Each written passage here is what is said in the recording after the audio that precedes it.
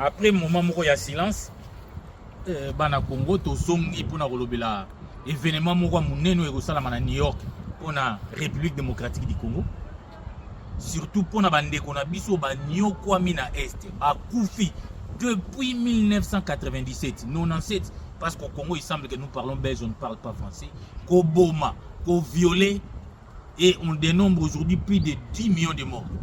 Alors qu'au Rwanda, il n'y a eu que 1 million de morts, génocide douane l'Obami monde entier. Mais au Yabiso, on a eu comme l'impression que le monde a fermé les yeux sur ce qui se passe au Congo. Est-ce qu'ils ont faute à la communauté internationale ou ils ont faute à Yabiso? Tout ce que nous savons dans ces problèmes, tout ce que nous savons, et qu'en son temps, quand Joseph Kabila accède au pouvoir, la France nous avait soutenus. Et la France a posé ces problèmes au niveau des Nations Unies pour qu'on reconnaisse qu'il y a eu des millions de morts au Congo. Mais malheureusement, de notre part, nous n'avons pas fait notre part. C'est-à-dire qu'avec Joseph Kabila qui était au pouvoir, nous n'avons pas fait notre part. Parce que, Joseph Kabila n'a pas construit un mémorial pour nous relaxer dans le monde entier qu'il y a un génocide ici au Congo. Joseph Kabila, il avait même du mal à citer les noms du Rwanda. Tout Kendara dans les Nations Unies, c'était il fallait Batouba Loba Loba pour que finalement il cite les noms du Rwanda.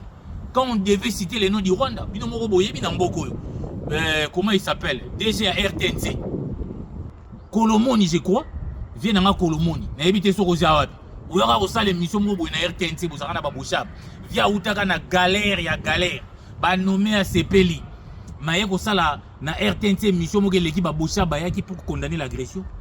Comme Kabila azaki na infiltré azaki mutaba Rwanda. Alongola Kolomoni wana musala. Nous n'avons pas oublié ça.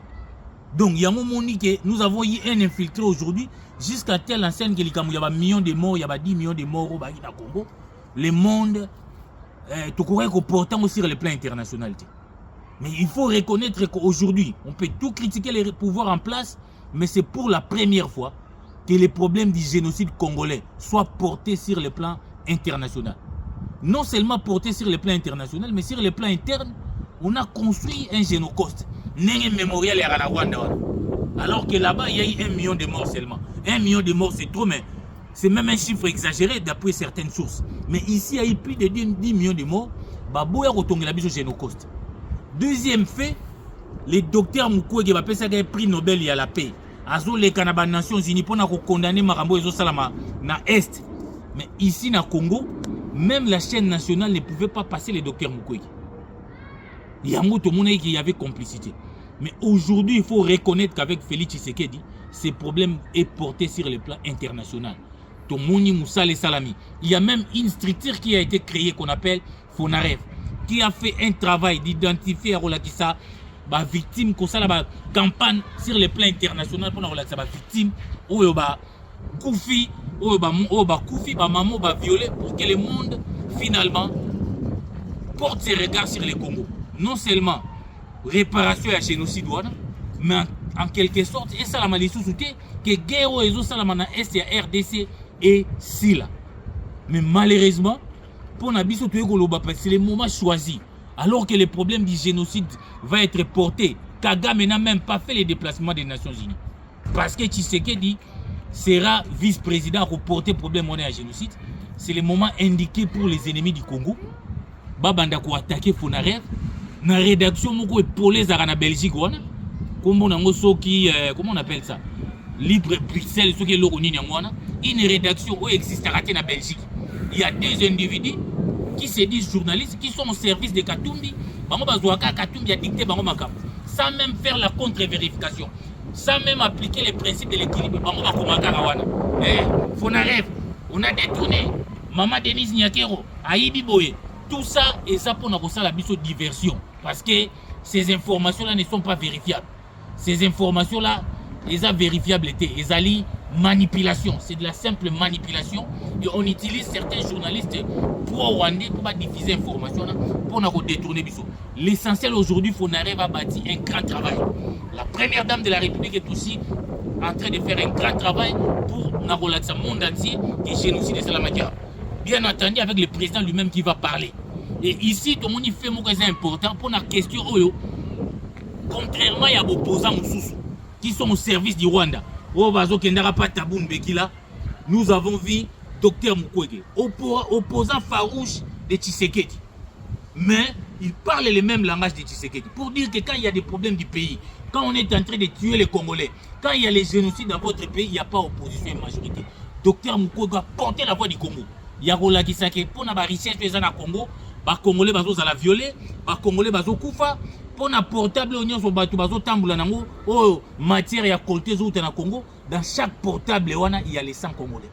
Docteur Mukwege alobiango, contrairement à l'opposant mususu baza ba valer ya ba Rwandais, oh bazo linga ba distraire biso, oh pour na bango pour na renverser Tshisekedi baké ko sangana ba Rwandais, biso toi d'accord na bango té. On a le droit de ne pas être d'accord avec Tshisekedi. Est-ce que c'est pour autant il faut prendre des Rwandais, tuer nos frères pour renverser Tshisekedi?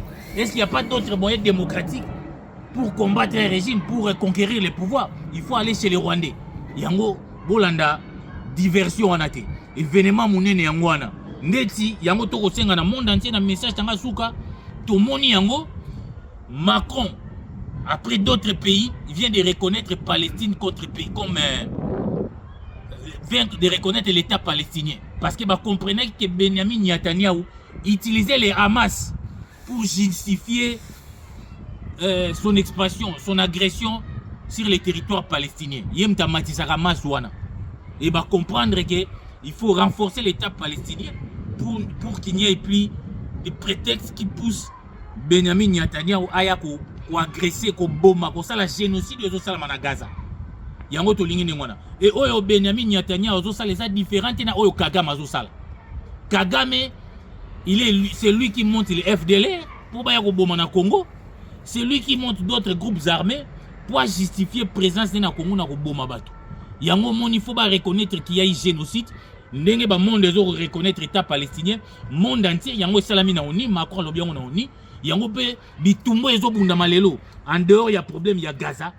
Problème, il y a Congo va reconnaître qu'il y a eu un génocide au Congo. Il ne faut pas suivre tous ces gens, tous ces opposants à mal de positionnement, qui sont incapables de mettre une stratégie pour conquérir démocratiquement les pouvoirs.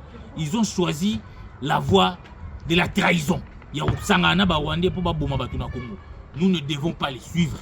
Parce que Bisopoto Bengana Kabila Namboko Yoto Simbara Mindokite. On a mobilisé les Congolais. Déjà des Kapangala Bakoufa, Rossi Mukendi, ces opposants qui ont envoyé les enfants des autres dans la rue mourir, soit avec le même Kabila, et le même Kabila qui est avec des Rwandais pour tuer des Congolais. Ce n'est pas acceptable, c'est de la trahison. Même si vous ne le savez pas, même si vous faites semblant, vous serez sévèrement jugé par les tribunaux de l'histoire. Général Pété, vous n'êtes que des traîtres. Merci.